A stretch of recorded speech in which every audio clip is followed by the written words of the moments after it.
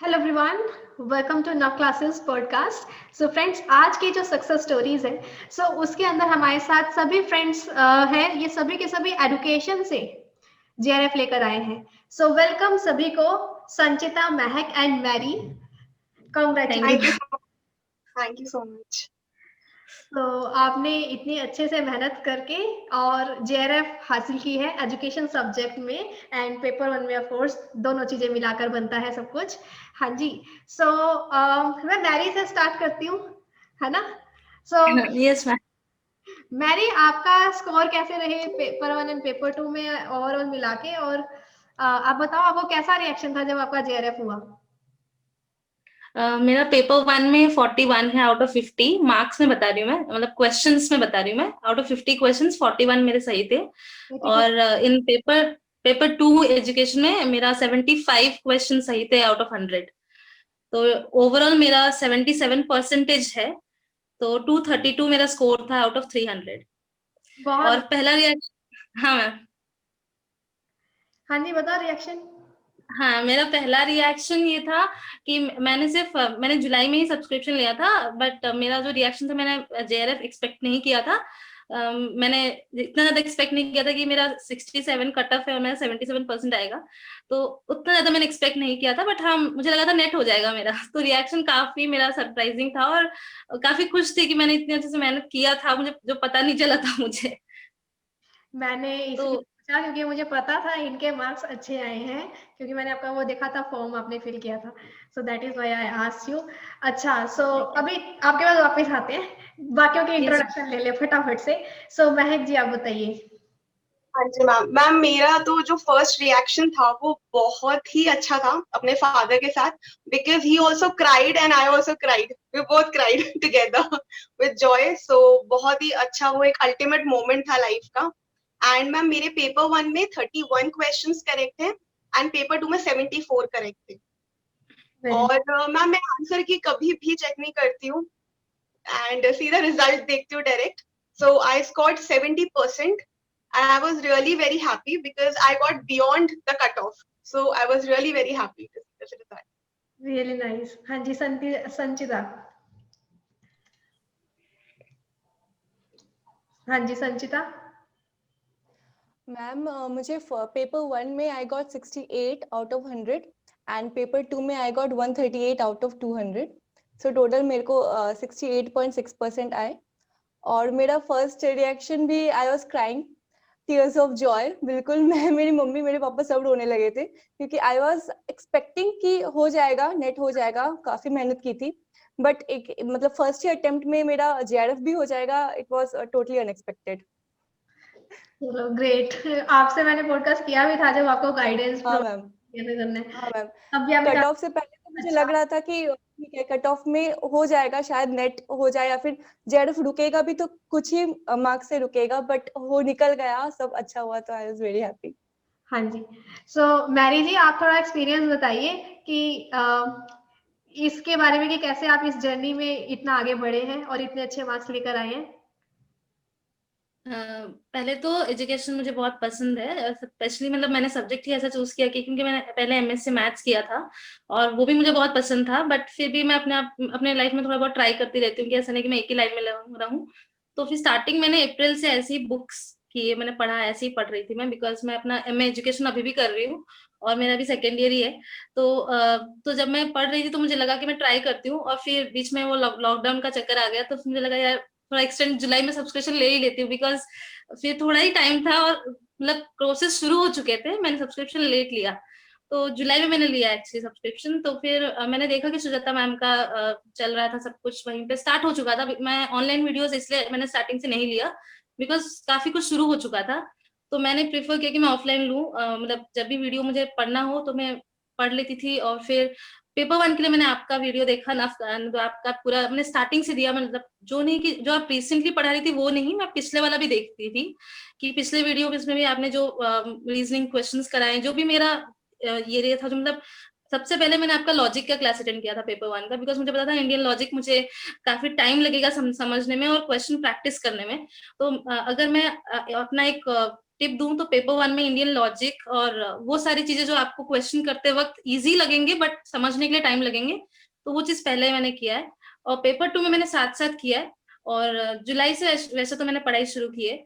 तो journeying wise देखो तो क्योंकि मैं इग्नू की स्टूडेंट हूँ, तो मुझे पहले से एक डर था कि क्योंकि मेरे साथ जो कॉम्पिटिटर होंगे वो अच्छे यूनिवर्सिटीज के बच्चे होंगे, और जो रेगुलर में कर रहे हैं, मैं डिस्टेंस में कोर्स कर रही थी, तो मेरे लिए सब कुछ प्रेशर था कि मुझे खुद ही पढ़ना था, एमए के लिए भी पढ़ना था। और मेरे लिए प्लस पॉइंट था कि मैंने दिसंबर में पहला ईयर का एग्जाम लिखा था, तो मुझे पहला थोड़ा बहुत ऐसे होता है कि मैंने खुद मेहनत की है। तो ऐसे रेगुलर में क्या होता है कि आप थोड़ा बहुत हेल्प लेते हो टीचर से, मैंने नहीं लिया बिकॉज मैं डिस्टेंस में थी और मैंने मतलब ऐसा पॉसिबल नहीं हो कि मैं कॉन्टैक्ट क्लास अटेंड कर पाऊँ। तो ये सब था। और फिर अनअकैडमिक का जो टाइम शेड्यूल है वो मुझे काफी हेल्प किया, बिकॉज हर टाइम पे वीडियो चलते रहते हैं। तो मेरे लिए था कि ऑफलाइन भी देख लो, फिर ऑनलाइन चल रहा है वो भी देख लो, फिर आपके क्वेश्चंस प्रीवियस ईयर जो आपने करा रखे थे पहले, मतलब दिसंबर वाले बच्चों के लिए, वो मैंने क्वेश्चंस करना शुरू किया। ऐसा नहीं कि मैंने सिर्फ क्लास लिया। और फिर पेपर 2 में मैं सुजाता मैम का, इवन नवनीता मैम का भी देखा है मैंने तीनों का कंपेयर किया एक्चुअली। बट बाकी दो एजुकेटर इतने मतलब रेगुलर नहीं थे, इसलिए मैं सुजाता मैम को ज्यादा प्रेफर करने लगी, बिकॉज सारे वीडियोस एक जगह मिल रहा है। तो फिर मैंने लास्ट में 2-3 महीने के बाद एक्सपेरिमेंट करने के बाद फिर मैंने एक ही जगह फोकस किया, क्योंकि मेरे को थोड़ा होके कि कंपेयर कर लेती हूँ किसका ज्यादा बेटर है एंड ऑल, क्योंकि मेरे को पहले नहीं पता था कि किसका मैं प्रेफर करूँ। तो और एजुकेशन मैंने रिसर्च पार्ट जो है, एजुकेशन रिसर्च, वो मैंने स्पेशली डिफरेंट यूट्यूब और जो इग्नू का रिसर्च मटेरियल है उसको मैंने प्रेफर किया है। और ऐसे जर्नी देखा है तो काफी अच्छा था, बिकॉज मेरे लिए बहुत सरप्राइजिंग था कि ऐसा लगा कि मेरा सेकंड ईयर खत्म नहीं हुआ है, पहला अटेम्प्ट था। और मुझे लगता है जो डेडिकेशन उस टाइम पे हमने दिया है पढ़ाई के वक्त, ये सोच के यार पढ़ लेते हैं अच्छे से पढ़ लेते हैं। मैं भी ये भी सोचती थी कि हाँ सेकंड ईयर का भी एग्जाम निकल जाएगा, तो ये सब कुछ सोच सोच के जो मैंने पढ़ा वो पेपर 2 में थोड़ा हेल्प हुआ मुझे। एंड पेपर 1 मुझे सच में कुछ नहीं आता था ढंग से, ना ही मुझे कोई आइडिया था पेपर 1 का। पेपर 2 का मुझे फिर भी थोड़ा था कि दिल से है, टच है, थोड़ा मतलब प्यार है मुझे एजुकेशन से। बट पेपर 1 से मुझे इतना कोई नहीं है, बिकॉज इतना सारा वेराइटी है और मेरा जनरल नॉलेज इतना अच्छा बिल्कुल नहीं है, तो इसलिए मैंने आपका ज्यादा प्रेफर किया। लाना कम नहीं होते, 82 marks are very nice marks, है ना? यस। हाँ, बट मुझे सच में कुछ नहीं पता था। मैंने आपके वहां से स्टार्ट किया और वहीं पे एंड तक, मतलब लास्ट डे एग्जाम 12th तक भी, मैं 11th नाइट को एग्जाम मैंने नहीं पढ़ा है, 11th सुबह तक भी मैं सिर्फ आपका ही वीडियो देखा है, रिविजन का जो मेन था। और प्रीवियस जो आप वीडियो बना के, जैसे कि अभी आप जून का पढ़ा चुकी हो वीडियो, वो भी काफी मैं प्रीवियस देखती रहती थी। मतलब 18 का भी देखा है मैंने आपके वीडियो, 17 का भी देखा है। तो ऐसा नहीं कि जो रिसेंट चल रहा है सिर्फ वही देखा मैंने, वो मैंने कम देखा, बल्कि प्रीवियस मैंने ज्यादा देखा है। क्योंकि मेरे को ऑनलाइन में टाइम नहीं मिलता था कि मैं ऑनलाइन अटेंड करूँ, क्योंकि मेरे को अपने मतलब जो डिग्री है उसके लिए भी पढ़ना पड़ता था, तो इसलिए मैंने सारे रिकॉर्डिंग ज्यादा देखा है। अच्छा जी, ग्रेट। सो महक जी, आप बताइए आपने कैसे स्टडी किया पेपर 1 एंड देन फिर पेपर 2? मैम मेरी बेसिकली जो जर्नी है वो स्टार्ट हुई है दिसंबर अटेम्प्ट से। सो मैंने दिसंबर में सब्सक्रिप्शन लिया और आपको यूट्यूब पे फॉलो भी करती थी साथ साथ, और आपकी क्लासेस भी देखती थी। मैंने एक्चुअली मैम आपके रिकॉर्डेड लेसन ज्यादा देखे हैं, मैं लाइव अटेंड नहीं कर पाती थी क्योंकि मेरा एमएड भी चल रहा था साथ में। एंड फिर मेरा 2019 बहुत ही अच्छा रहा है, बिकॉज मैंने 2019 में एमएड में भी टॉप किया अपने डिपार्टमेंट में। एंड देन उसके बाद मेरा मैम नेट क्लियर हो गया था दिसंबर में। एंड फिर इस बार मुझे था कि अब मैंने नेट कर लिया तो मुझे जेआरएफ के लिए जरूर जाना चाहिए, क्योंकि मेरा मैम नेट एग्जाम से पहले पीएचडी में एडमिशन हो गया। हाँ, फिर तो वो बहुत सरप्राइजिंग था। And that too ma'am without net. मेरे को नेट का स्कोर नहीं मिला था, विदाउट नेट मेरा पीएचडी में एडमिशन हो गया था विद 46 स्टूडेंट्स। सो मैं बहुत ज्यादा, फिर मुझे लगा कि मैं बहुत मोटिवेटेड थी कि अब मुझे जेआरएफ के लिए जरूर फाइट करना है। सो पेरेंट्स की सपोर्ट की वजह से वो एम अचीव किया फाइनली। एंड आपका और सुजाता ठाकुर मैम का तो बहुत ही बड़ा हाथ है मेरे सक्सेस में, बिकॉज मैंने रिलीजियसली सिर्फ आप ही को फॉलो किया है for paper 1 and for paper 2 Sujata Thakur ma'am को ही किया ओनली। सो मैम आपके भी मैं PYQs करती थी, पूरे सारे सेशन सारे क्वेश्चन सॉल्व करके गई थी। सो उसका मुझे ये मिला रिजल्ट कि अच्छे से जेआरएफ हुआ है इस बार, बहुत अच्छे स्कोर से हुआ है। I am very happy, very satisfied. Great. एक यही होता है रेगुलरिटी, जो आप बना के रखते हो ना, कि पूरा अच्छे से आप करते रहो स्टडी, है ना, तो वो आपको ज्यादा बेनिफिट देता है। जैसे मुझे दोनों के उससे पता चला है, आप लोग अपने एंड पे भी प्रीवियस ईयर क्वेश्चंस सॉल्व करते रहे हो। मैं प्रोवाइड करती हूँ, एक एक स्लाइड में 600 स्लाइड होती है, लेकिन बच्चे कई बार टच ही नहीं करते। प्रॉब्लम यहाँ आती है, और आप अपने बेसिस पे वो करते हो। मैं बोलती हूँ अगर डाउट है तो नेक्स्ट डाउट ट्रेनिंग क्लास में पूछ लेना, तो वो भी मैं डेफिनेटली करवाती हूँ। सो इसलिए ये चीज इंपॉर्टेंट है, जितने भी एमसीक्यू दिए जा रहे हैं ना वो आपको करने चाहिए, चाहे वो मॉक हो गए, प्रीवियस क्यूज हो गए, एक्सपेक्टेड क्वेश्चन देती हूँ। हाँ जी संचिता और जी। मैम आपके लेसन तो मैंने इतने बार देखे रिकॉर्डेड, मतलब कंटिन्यूअसली मैं आपके लेसन सुनती रहती थी काफी बार, तो सुनने से काफी हुआ है इफेक्ट। ग्रेट। संचिता। मैम मैं तो बोलूंगी कि लास्ट ईयर दिसंबर तक मुझे कोई आइडिया भी नहीं था कि इस दिसंबर तक मेरे पास जेआरएफ होगा। मैंने अपनी जितनी भी पढ़ाई है पूरा लॉकडाउन में किया था। जब आई नो कि सारे मेरे साथ जितने भी कैंडिडेट्स हैं सबके पास भी एक मेंटल प्रेशर बना हुआ था कि कभी बोल रहे कि एग्जाम होगा, कभी बोल रहे एग्जाम नहीं होगा। फिर उन सबको फिर भी साइड में छोड़ के मुझे, मेरे पास सब्सक्रिप्शन तो नहीं थी, बट मैंने ऑनेस्टली सारे ही टॉपिक्स जितने भी क्लासेस है वो सब मैंने देखे हैं। और नॉट ओनली ऑन अनअकैडमी, मैंने यूट्यूब पे भी सेशंस काफी देखे हैं। और मैम आपकी सिर्फ अकेडमिक लाइक सब्जेक्ट ओरिएंटेड नहीं, मैंने आपकी जितनी मोटिवेटिंग जो आप सीरीज बनाती थी, जैसे टाइम मैनेजमेंट कैसे करे या फिर कैसे यू नो एक टाइम टेबल बनाए अपना और सही से उसको रेगुलरली फॉलो करे, ये चीज मैंने देखी है। ये चीज मैंने अपने जो मेरा जो जर्नी था उसमें भी मैंने इम्प्लीमेंट किया और इस चीज पे मुझे बहुत ज्यादा हेल्प मिली है। और अगर बात करूँ तो कि मैंने पेपर 2 में कैसे पढ़ा है, तो मैंने पेपर 2 में सुजाता ठाकुर मैम का और फिर नवनीता मैम के भी क्लासेस देखे हैं। और आपके क्लासेस रात के 10 बजे मेरा एकदम फाइनल होता था कि खाना खा के आपके सेशंस देखने हैं। और सुबह सुजाता ठाकुर मैम अराउंड 9 से 9:30 बजे के भी क्लास लेती थी, वो भी देखा है। और सबसे ज्यादा मुझे जो हेल्प किया है वो आपकी टेस्ट सीरीज है, जो 4:10 पे आपका जो क्लास आप जो क्विजेस लेती थी at the end of the एकदम एग्जाम से पहले पहले, वो सारी ही चीजें मिलाकर सारे ही मुझे बहुत ज्यादा हेल्प किए।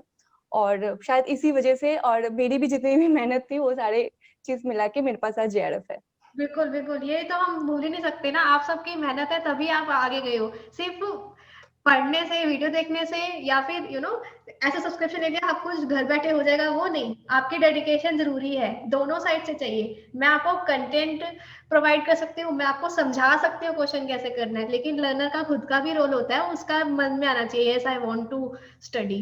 हाँ जी। सो मैरी जी आप बताइए कि आपने साथ में आपने बताया था आप जॉब भी कर रहे थे और उसके साथ आपने ये प्रिपरेशन भी किया है ना, तो थोड़ा आप उस पार्ट को भी टच कीजिए।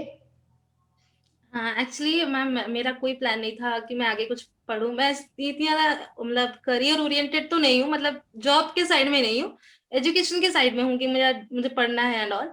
तो मेरा 3 इयर्स का मैंने सैनिक स्कूल बालाचड़ी में जॉब किया था। मैं सेंट्रल गवर्नमेंट एम्प्लॉय भी थी, मतलब परमानेंट हो चुकी थी। फिर एक ऐसा टर्नओवर आया कि मुझे लगा कि नहीं, I have to move on, क्योंकि मुझे लगा कि नहीं, मुझे आगे भी कुछ करना चाहिए। अगर मैं यहीं पे रुक गई तो फिर आगे अगर करना भी चाहूँ तो नहीं कर पाऊंगी। एक होता है कि आपको हर चीज का एज लिमिट आ जाता है फिर। तो इसलिए मुझे अपना सेंट्रल गवर्नमेंट जो मैंने छोड़ा, फेब में ही छोड़ा है मैंने।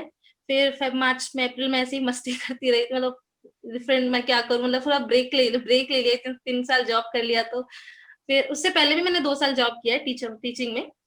तो उसके बाद मैंने सोचा कि अप्रैल में पढ़ाई शुरू करते हैं। थोड़ा बहुत मैंने बुक देखा, उसके बाद मैंने जुलाई में फिर शुरू किया। और मैं बस इतना बोलना चाहूंगी कि मैं जब इग्नू का as MA education first year join किया था, मैं सब जॉब कर रही थी।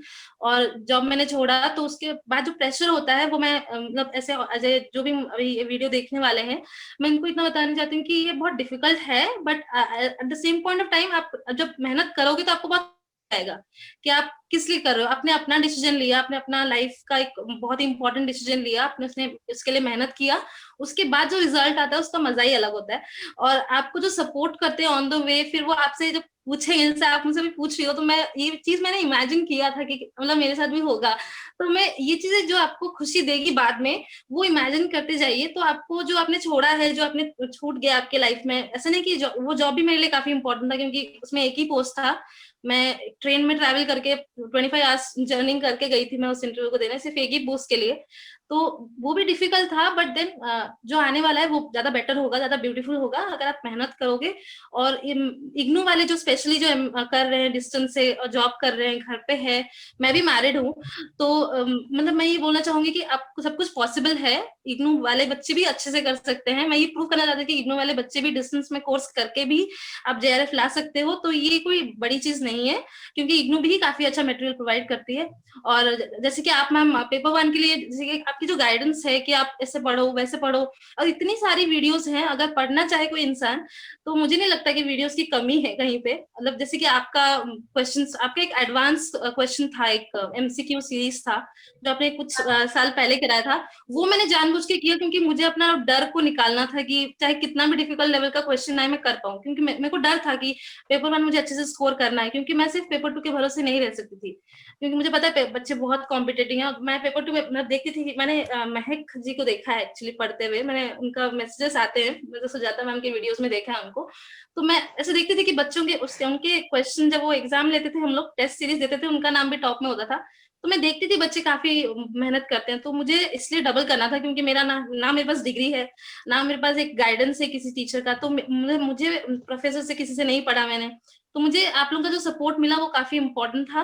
और मेरे हस्बैंड ने भी काफी सपोर्ट किया घर पे, मतलब आई हैव नॉर्मल, मैं कुछ काम नहीं करती थी, मैं सीरियसली बोल रही हूँ, like nobody will believe, but मैं 15-16 घंटा मतलब डेडिकेट रहती थी, पढ़ती तो मैं 10 घंटा ही थी, बट वो नहीं, आप बैठे रहते हो 5 घंटा एक्स्ट्रा जाने आने में, या फिर अपना खाना अपना टाइम, अब होता है मेंटल से आपको ब्रेक चाहिए, तो वो सब भी मुझे मेरे हस्बैंड ने काफी सपोर्ट किया। और यही है कि आपको अपने पर ट्रस्ट करना है, और जो पढ़ रहे हो आप कंटेंट को, चाहे आप कहीं से भी पढ़ो, जैसे मैंने आपसे पढ़ा है और फिर मैंने हायर एजुकेशन के शिवा सर से पढ़ा है, तो आप कहीं से भी पढ़ रहे हो वो आप अच्छे से पढ़ो, क्योंकि एक मैंने पेपर 1 इसलिए आप, क्योंकि मुझे इतना ट्रस्ट नहीं था, खुद पे नहीं था, तो मुझे लगा मैं मैम पे बिलीव कर लेती हूँ फाइनल। तो आपको ये डिसाइड करना है कि आप खुद पे ज्यादा ट्रस्ट, सेल्फ स्टडी करना चाहते हो या फिर किसी पे ट्रस्ट करना चाहते हो, तो टोटली करो, ताकि आपको वहां से गाइडेंस मिले। तो मुझे आपके जो वीडियोस, जैसे लास्ट में आपके आप हमेशा बोलती थी सुन लो सुन लो सुन लो, आपसे पूछते थे बच्चे मैसेज करके मैम नोट्स बना लूं नोट्स बना लूं, तो मैं अब बार बार बोलती थी सुन लो चलेगा, तो मैंने वो लास्ट में अप्लाई किया। मैं भी नहीं बिलीव कर पाती थी कि नोट्स बनाती, मैं तो नोट्स बना लेती थी स्टार्टिंग में, बट लास्ट में नहीं पढ़ पाते थे, लास्ट में वो सुनना ही काम आता है। तो ये सब था, और मैं बस चाहती थी बी स्ट्रांग, और ये बहुत आसान है, इतना कोई डिफिकल्ट नहीं है, भले ही आप इग्नू से हो कि कहीं अच्छे कॉलेज से, या फिर मैंने बीएचयू के भी काफी स्टूडेंट्स देखे वहां पढ़ रहे थे अन अकेडमी में, तो कंपटीशन है, बट देन कंटेंट इंपॉर्टेंट है, और हार्ड वर्क भी इम्पोर्टेंट है, और एक सही डिसीजन कि आप कहाँ से पढ़ोगे वो भी इम्पोर्टेंट है। जी, रिलायबल सोर्सेज और उन पे भरोसा करना भी इम्पोर्टेंट है। Reliable sources are very important, ये नहीं है कुछ भी पढ़ लिया फिर गड़बड़ हो जाती है बाद में। Yes, very good. हाँ जी, महक जी, तो आप बताइए आपने कंटेंट कैसे कवर किया, और फिर मतलब नोट्स वोट्स के बारे में बताना, बुक या नोट्स कुछ भी। हाँ जी। मैम दिसंबर में जब मैंने एग्जाम दिया तो उसके बाद मुझे रियलाइज ये हुआ कि मैं पेपर 1 को बहुत ज्यादा ना इग्नोर कर रही हूँ और अवॉइड कर रही हूँ कि मैं इसको टच ज्यादा ना करूँ, मैं पेपर 2 से कर लेती हूँ। पर मुझे फिर पेपर 2 वाली मैम ने ही ये समझाया कि अगर तुम पेपर 1 को छोड़ोगी ना, तो चाहे मेरे पेपर में कितने भी अच्छे नंबर ले आओ, बट तुम्हारा जेआरएफ कभी क्लियर नहीं हो पाएगा। पेपर 1 ही आपका जेआरएफ लाता है। तो मैम फिर मैंने बहुत ज्यादा ध्यान देना शुरू किया, एंड पहली बार मैम मेरे मैथ्स के क्वेश्चन भी करेक्ट हुए हैं। तो मेरे लिए तो ये बहुत ही अच्छी मतलब था कि मैं मैथ जिससे डरती हूँ इतना ज्यादा, वो मैं अच्छे से कर पाई। क्योंकि सुजाता ठाकुर मैम की तो क्लास में डेली अटेंड कर ही रही थी मैम, क्योंकि वो इवनिंग में होती थी, तो वो मैं लाइव अटेंड करती थी, एंड आपके मैं रिकॉर्डिंग सुनती थी। एंड आप मानेंगे नहीं मैम, टीचिंग एप्टीट्यूड के क्लास में आपकी 4 बार सुन चुकी हूँ, पूरे सेशंस, मतलब मेरा 4 टाइम रिविजन हो गए थे मतलब। तो हाँ, बहुत उससे हेल्प की है, सुनने से बहुत ज्यादा समझ में आता है मैम। आप बहुत करेक्ट बोलते हैं कि सुना करो लेसन्स को ज्यादा, रादर देन मेकिंग नोट्स, आप सुनने पे ज्यादा फोकस करो। तो उससे बहुत हेल्प हुई। एंड मैम एक्चुअली ये हुआ कि मेरा एमएड के जस्ट बाद पीएचडी में एडमिशन होना, फिर पीएचडी के जस्ट बाद जेआरएफ होना, तो इससे मुझे बहुत ज्यादा हेल्प मिली है, क्योंकि मैं एजुकेशन के टच में रही। हाँ, बढ़ गया। हाँ जी मैम। तो इसलिए वो कॉन्फिडेंस बिल्डअप होता ही रहा, and that was the reason कि अभी मैं अच्छे से कर पाई। और मैंने मैम कभी बिलीव नहीं किया था, मैं आपके सक्सेस स्टोरी स्टूडेंट्स की सुनती थी आपके लेसन पे चैनल पे, मैंने कभी नहीं सोचा था कि मैं आपसे बात करूंगी। और ये मतलब मेरे लिए बहुत बड़ी बात है मैम, सीरियसली बहुत बड़ी बात है कि मैं यहाँ तक पहुंच पाई। तो thank you so much ma'am, ये सिर्फ आपकी वजह से है, आपकी वजह से है। इसको कहते हैं हक से मांगना। जो मेरे से लर्नर बोलते रहते हैं ना, मैम हमें भी आना है, this is what we call कि राइट अपना इस तरीके से लिया जाता है, मेहनत करके। हाँ जी, तो संचिता आपने तो सेल्फ स्टडी भी किया है, आपने फ्री वाले लेसन से भी पढ़ाई करी है ना? तो आपने नोट्स कैसे बनाए थे, या नोट्स बनाए, या आपने भी सुना, किस चीज पे ज्यादा फोकस किया था आपने? मैम मैंने नोट्स बनाए थे, मैंने नोट्स बहुत ही लिमिटेड रखे थे, मैंने बुक्स जो यूज थी वो भी बहुत ज्यादा लिमिटेड रखी थी। मैं भी बहुत ज्यादा क्वेश्चन पेपर में बहुत ज्यादा डिपेंडेंट थी, और सिर्फ यूजीसी की नहीं, दूसरे जो स्टेट लेवल जो एग्जाम्स होती है उनके क्वेश्चन पेपर भी मैंने बहुत सारे सॉल्व किए थे, और क्वेश्चन पेपर मुझे बहुत ज्यादा हेल्प किए। और जो भी टेस्ट सीरीज होते थे अनअकैडमी पे भी जो क्विज सेशंस होते थे, वो सारे क्वेश्चन पेपर से भी मैं नोट्स बनाती थी, और उस चीजों पे मुझे बहुत ज्यादा हेल्प हुआ। और जस्ट लाइक मेरी, मैं भी एक इग्नू स्टूडेंट ही हूँ, मेरा भी अभी तक डिसर्टेशन बाकी है। और यही मैं एकदम शी इज कम्प्लीटली राइट कि इग्नू स्टूडेंट्स को लाइक ऐसा होता है कि ना बहुत ज्यादा सेल्फ स्टडी पे रिलाय करना होता है, क्योंकि हमारे पास जो गाइडेंस उस तरह से नहीं मिलता, और बहुत ज्यादा टच में भी नहीं रहा जाता। और आई वॉज ऑल्सो वर्किंग, मैं एक प्राइवेट कंपनी में काम करती थी एज ए कंटेंट राइटर, और फिर मैंने उसे फिर स्विच कर लिया फ्रीलांसिंग में, और फिर पूरे लॉकडाउन में तो बाहर जाना नहीं था, तो लॉकडाउन का पूरा पूरा मैंने फायदा उठाया। जितने मेरा एकदम स्टडी से ऑलमोस्ट मैं थोड़ा डिटैच ही हो गई थी, क्योंकि मुझे 9 आवर्स शिफ्ट करना होता था, उसके बाद फिर पढ़ाई करना बहुत ज्यादा टफ हो रहा था। But lockdown as a blessing मेरे लिए काम किया है, आई वुड से। और जहाँ पे स्टूडेंट्स बहुत ज्यादा स्ट्रगल कर रहे थे कि एग्जाम हो कि ना हो कि ना हो, मुझे मुझे वो सब पे इतना ध्यान नहीं था। मुझे था कि चाहे जब भी हो, बट मुझे रेडी रहना है उस चीज के लिए। देखो जैसे नॉर्मल लाइफ में ना जॉब वगैरह का बर्डन होता है, इस टाइम पे क्या था, सभी घर पे आ गए थे और जॉब हाँ का बर्डन कहीं ना कहीं हट गया था, तो इस वजह से वर्किंग को भी अब मौका मिला था कि यस आप अच्छे से डिवोट कर सकते हो, है ना, स्टडी पे डिवोट कर सकते हैं। अच्छा जी, कुछ और इंटरेस्टिंग आप बताना चाहते हो अपनी तरफ से? Anyone if you want to share anything, क्योंकि मैं नहीं पूछ पाई तो आप बताइए, किसी के भी माइंड में कुछ आ रहा है? मैम नहीं? Ma'am I want to say something. Ma'am मैं स्कूल टाइम में हमेशा से एक बहुत ही mix of average and below average student रही हूँ।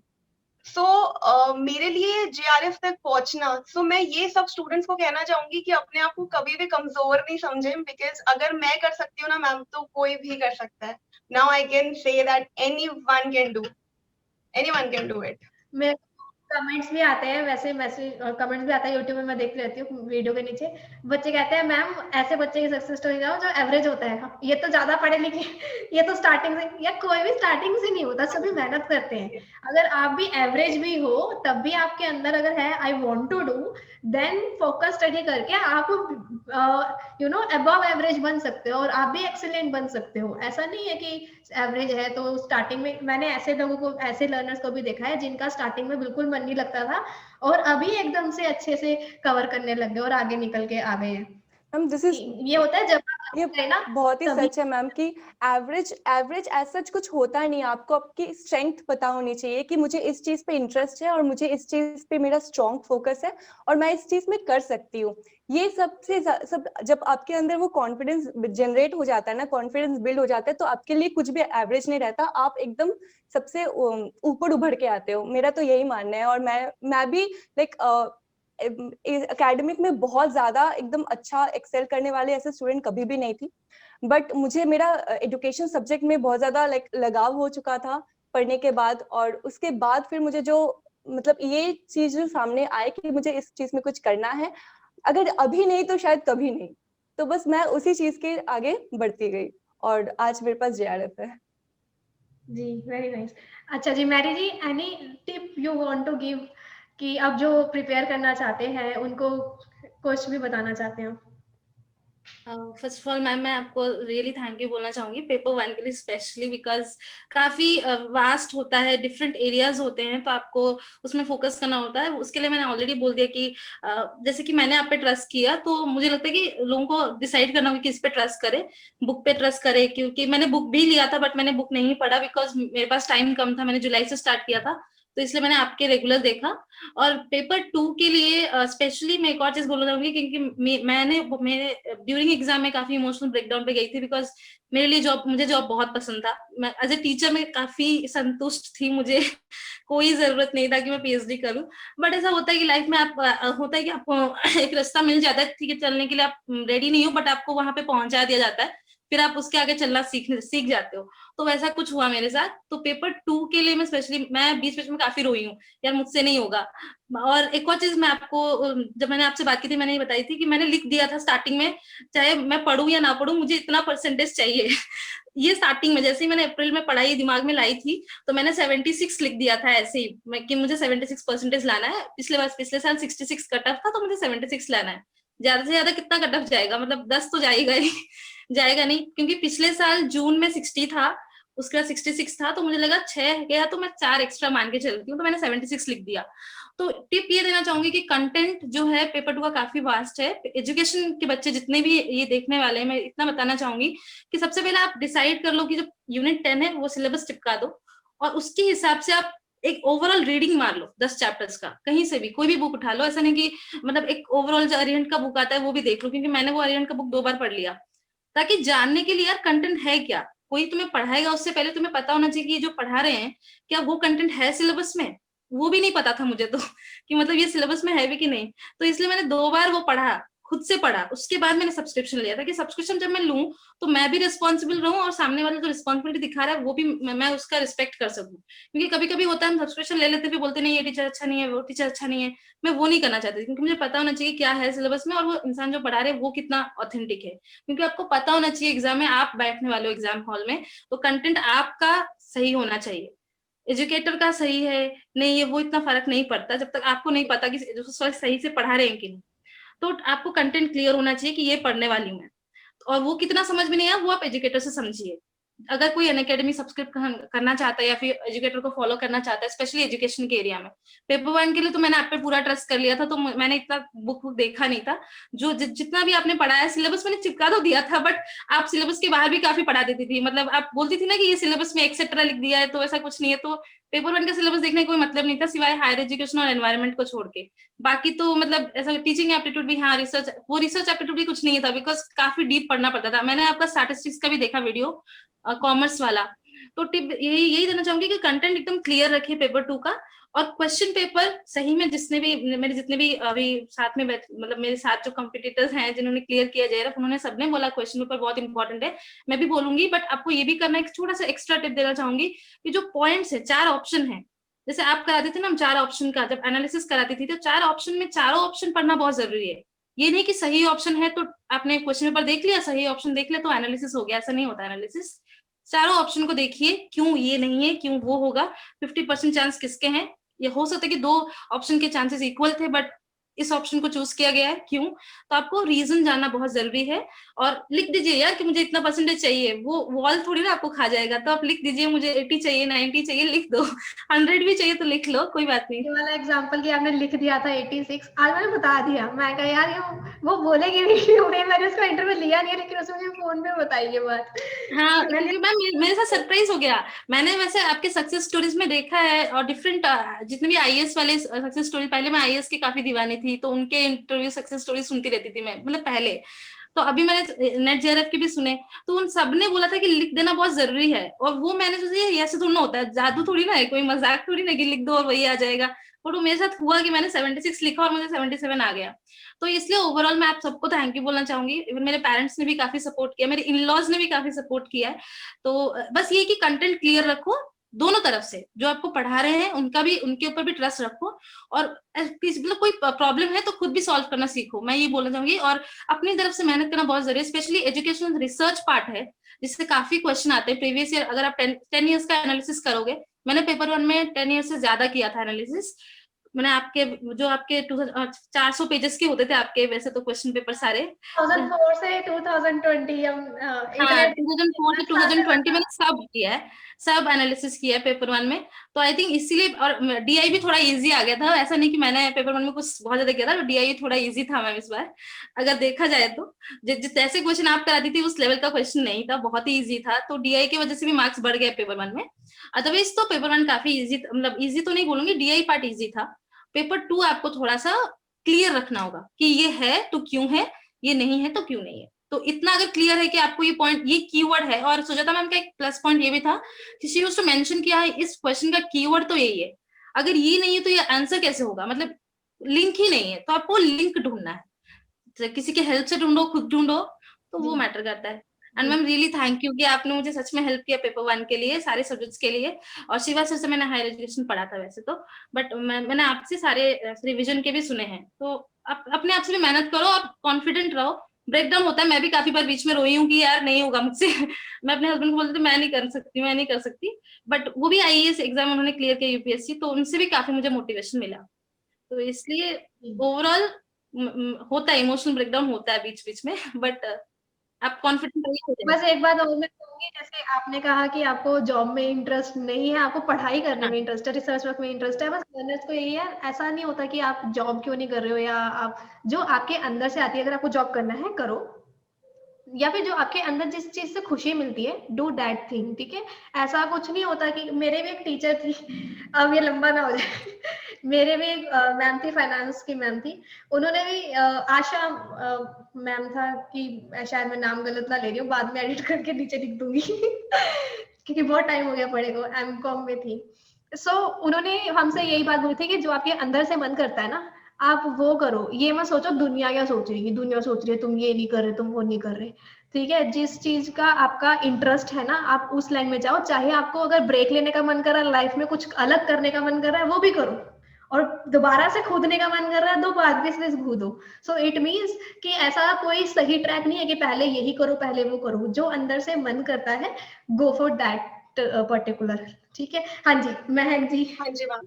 आप बताइए लास्ट टिप फटाफट। ओके मैम, मेरी लास्ट टिप यही रहेगी कि प्रीवियस ईयर क्वेश्चंस आप जितनी बार कर सकते हो उतनी बार करो। तो मैम मेरा तो यही टिप है, सबसे इम्पोर्टेंट, सबसे पहले तो कि ये बिलीव कर लें कि हमसे जेआरएफ हो सकता है। ये ना करें कभी भी कि भाई ये तो टॉपर है यही कर सकते हैं जेआरएफ, हम लोगों का कहाँ होगा। तो मैम सबको ये बिलीव करना चाहिए कि हम जेआरएफ कर सकते हैं अचीव। एंड सेकेंडली मैंने तो मैम ब्लाइंडली आपको ट्रस्ट किया है और सुजाता मैम को किया है।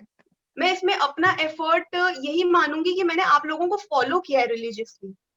मैंने अपना कुछ भी इनपुट नहीं था, मेरा सिर्फ यही था कि आप जो मुझे इनपुट देते थे मैं उसको प्रोसेसिंग अच्छे से करती थी, एंड आउटपुट आपको जेआरएफ मिला है। सो मैम आप लोगों का ही हाथ है मेरे सक्सेस में कम्प्लीटली। एंड मैंने कुछ भी एक्स्ट्रा कुछ भी नहीं रीड किया, सिर्फ आप ही को फॉलो किया एंड सुजाता मैम के नोट्स को फॉलो किया फॉर पेपर 2 एंड बस ma'am that's it. So I just followed you completely. चलो ग्रेट, मतलब आप अपनी स्टडी जो है उसको अच्छे से फोकस करके कीजिए, जितना आपको कंटेंट पता है उसी को अच्छे से थॉरोली करें, बस उसको पढ़े अच्छे से। हाँ जी संचिता जी।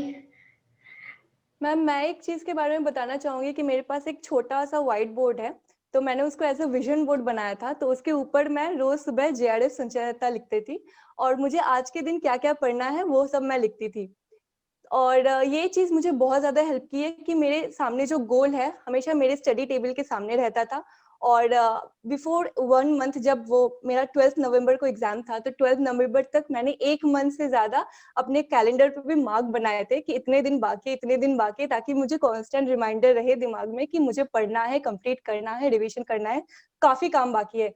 हो सकता है कि मेरा सब पढ़ाई हो चुका है, पर फिर भी काफी काम बाकी है। मुझे लेजी नहीं बनना है, मुझे मोटिवेशन अपना सामने रखना है। और मोटिवेशन के लिए मैं बताऊंगी कि जब भी मुझे थोड़ा सा भी टेंशन होती थी, कुछ भी होता था, तो मैं बहुत ज्यादा आपकी वीडियोस देखती थी, मोटिवेटिंग वीडियोस और टॉपर्स की वीडियो देखती थी, अपने पेरेंट्स से बात करती थी। तो मुझे ऐसा बहुत ही होम फीलिंग होता था कि नहीं ठीक है, सब चीज ठीक है, अपने दिमाग को शांत रखना है और अपना गोल की तरफ आगे बढ़ना है। और कुछ ही दिनों की बात है, बस कुछ ही दिनों की बात है। और एक चीज बहुत ज्यादा इंपॉर्टेंट है कि खुद को, खुद के बॉडी को और खुद के मेंटालिटी को, अपना दिमाग को उस चीज के एग्जाम में 3 घंटे बैठने के लिए रेडी रखना। तो उसके लिए मैं एग्जाम से ऑलमोस्ट 10-15 दिन से पहले तक मैं एग्जाम के 3 घंटे के पेपर सॉल्व करती थी, ताकि मेरा माइंड और मेरी बॉडी उस तरीके से अकस्टम्ड हो जाए कि मुझे 3 घंटे बैठना है, कुछ भी हो जाए, मुझे उस टाइम पे अपना फोकस नहीं खोना है, मोटिवेटेड रहना है और उसको सॉल्व करना है। तो ये 3 चीजें मुझे बहुत ज्यादा हेल्प की है। Time management is very important, and law of attraction भी होता है, जैसे हम कहते हैं जिस चीज के बारे में हम सोचते हैं वो मिलती है, ये आजमाई हुई बात है, ये मेरे साथ भी, मैंने भी आजमाई है, मेरे साथ भी हुआ है। जो मैं सोचती हूँ ना कि अभी भी मैंने काफी कुछ सोचा हुआ है, कि मुझे ये करना है, मतलब यू नो सिर्फ जेआरएफ होना, सिर्फ एडुकेटर बन जाना, ये सब नहीं होता। उसके साथ साथ मेरा था कि इन लर्नर्स को प्रोवाइड करने के लिए जैसे वेबसाइट प्रोवाइड करनी है या कुछ ऐसा करना कि रेगुलर मोड पे कुछ ना कुछ मोटिवेशनल देती रहूं। सो ये सब चीजें भी मैं माइंड में रखती हूँ कि कभी ना कभी टाइम निकाल के इसका एक शेड्यूल बना दे जाए, ये वाकई में हो जाए, बुक लिखने का या बहुत सारी अभी ये सब के बाद और भी है जो मैं सोचती हूँ चलो और करा जा सकता है। तो law of attraction really works, and जो मैरी के केस में भी हुआ है, संचिता के केस में भी हुआ है, और आप सबके केस में हो सकता है। ठीक है, so don't worry and stay blessed and all the best सभी को। लास्ट में बस बोलना चाहूंगी, वो वर्ड जो आप हमेशा बोलती हो जेआरएफ लेके रहना, वो मैंने हर कहीं लगा रखा था। और अगर मुझे थोड़ा सा होता था ना, मैं सो जाती थी, अरे नहीं, फिर वो वर्ड से मैं अपने आप को बहुत मोटिवेट की हूँ। और वो मेरा अभी भी डेस्कटॉप में मैंने लिखा हुआ है अपने रिजल्ट के साथ, एडमिट कार्ड के साथ। तो मतलब सब वो वर्ड भी काफी मुझे इंपॉर्टेंट है। मैंने आपको वो बीच में मैं भूल गई थी थोड़ा सा, जेआरएफ लेके रहना है जो आपका वो टैगलाइन है, वो काफी मोटिवेटिंग है और वो काफी जोश भर देता है अंदर कि जब आप नींद आता है या फिर आप दुखी हो जाते हो या फिर आपको लगता है नहीं हो पाएगा, तो ऐसा कोई टैगलाइन रखिए जिससे आपको बहुत अच्छा फील होता है। तो वो भी बहुत इंपॉर्टेंट है। जैसे आपने अभी लॉ ऑफ अट्रैक्शन किया था, तो मुझे लगा ये टैगलाइन बहुत इंपॉर्टेंट है, जेआरएफ लेके रहना है। तो आई थिंक सारे ऑडियंस लेकर रहेंगे। यस मैम, मैंने भी मैम लैपटॉप पे अपना जो डेस्कटॉप पे बैकग्राउंड रखा हुआ है JRF Mahak Chhabra, and phone पे भी मेरा वॉलपेपर है जेआरएफ महक छाबड़ा। तो वो 1.5 साल से बिल्कुल चेंज नहीं हुआ। मैंने कहा जब अचीव करूंगी तभी चेंज करूंगी इसे। अब तो हो ही गया अपना टैगलाइन। मेरा अभी भी मेरा मैम अभी तक चेंज नहीं किया। मैं अभी भी फिर से अपने विजन बोर्ड में जेआरएफ संचय रहता लिखती हूँ हर सुबह। अच्छा, अभी भी लिखते हो? वो हैबिट हो गई। चलो जी, थैंक यू सो मच, बहुत अच्छा लगा। आई होप कि अब लर्नर जो है मेरे को पूछते रहते पेपर 1 और पेपर 2 दोनों की टिप्स दो, तो मैं दोनों की अब लर्नर्स को अच्छे से समझ में आ चुकी है। So all the best and dream, believe, act and achieve, और आपकी सभी विशेष पूरी हो। स्टे ब्लेस्ड, हमेशा खुश रहो। Thank you ma'am. Thank you. हमेशा खुश रहो। Have a nice time. Ma'am आप भी। Thank you so much.